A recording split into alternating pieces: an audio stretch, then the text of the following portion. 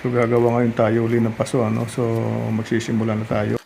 Una, lalagyan muna natin ng langis, ano? Ito yung usado, yung used oil.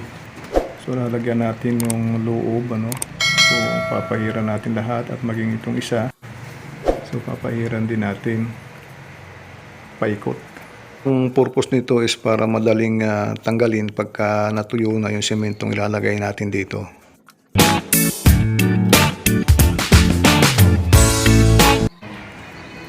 Ngayon naman, maghahalo na tayo ng semento.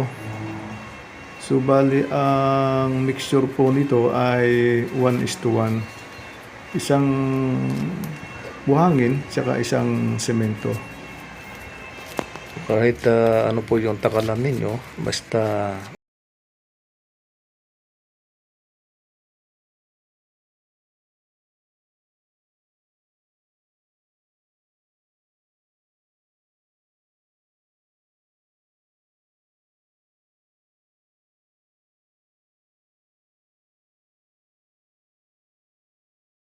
daling paraan ng paggawa ng paso, ano? So hindi mo na kailangan pang hulmahin o gagamit ka pa nung katulad ng paggagawa ko sa una kong mga paso na pinapaikot-ikot ka pa, ano?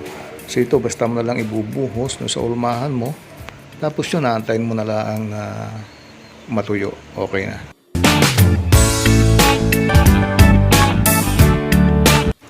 Kaya ngayon ilalagay na natin tong halo, ano? Ayan. Tapos naglalagay tayo ngayon ng styrofoam doon sa pinaka gitna niya. Ito yung magsisilbong pinakabutas ngayon ng paso, ano. So ilalagay natin lahat yung halo.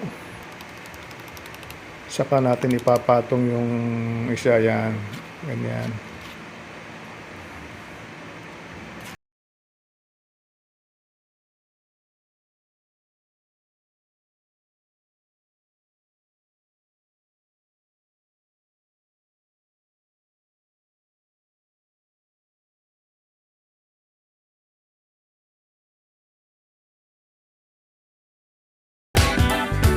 Ngayon, ipapatong na natin siya, no? Pero lalagyan natin ngayon ng buhangin para may pampabigat, ano? Para hindi siya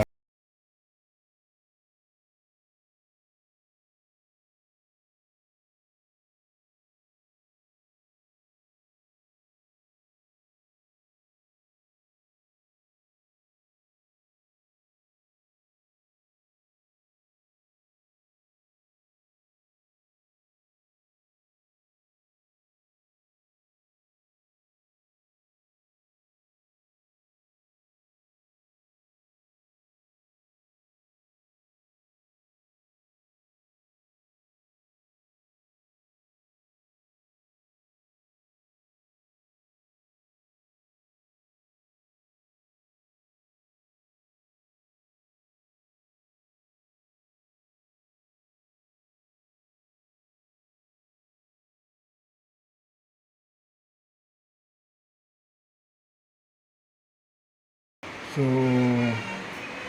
pipinisin ngayon natin, ano, yung gilid-gilid niya para pagka natuyo di maganda pong tignan, ano.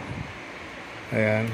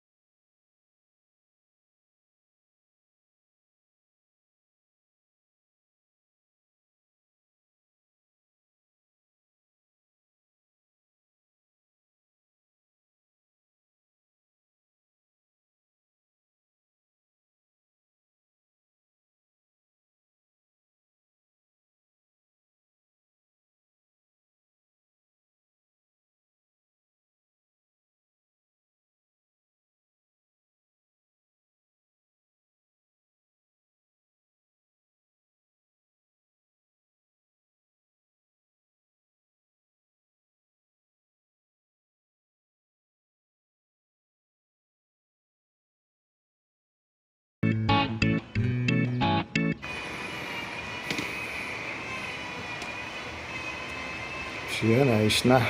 Tanggal na lahat, ano. So ganun lang kadali ang paggawa ngayon ng paso, ano.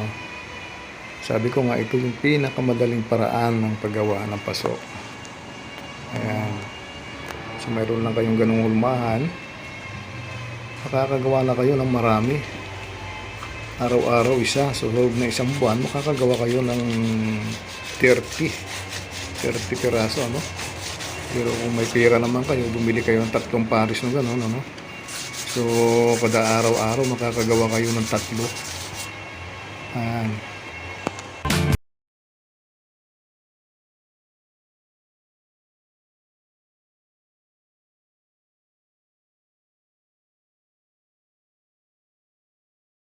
So ngayon naman papahiran ko siya ng purong semento, no. So bali purong semento ito na binasa ko lamang.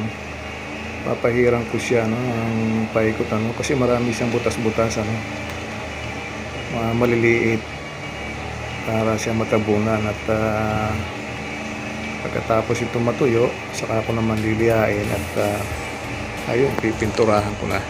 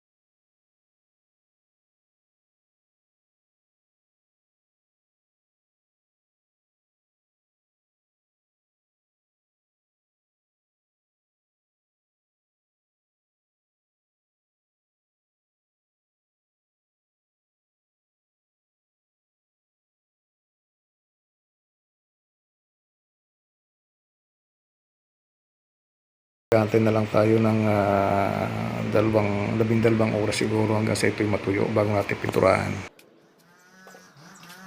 So after ng 12 hours, ito natuyo na yung semento na pinahid ko, no?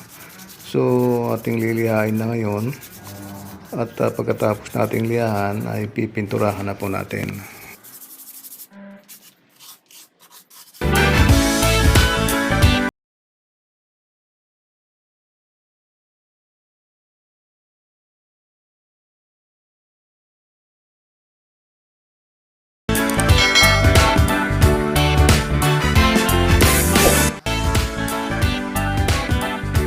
So pipinturahan na natin, ano, at ang pintura na ating gagamitin dito ay kulay gold, ano.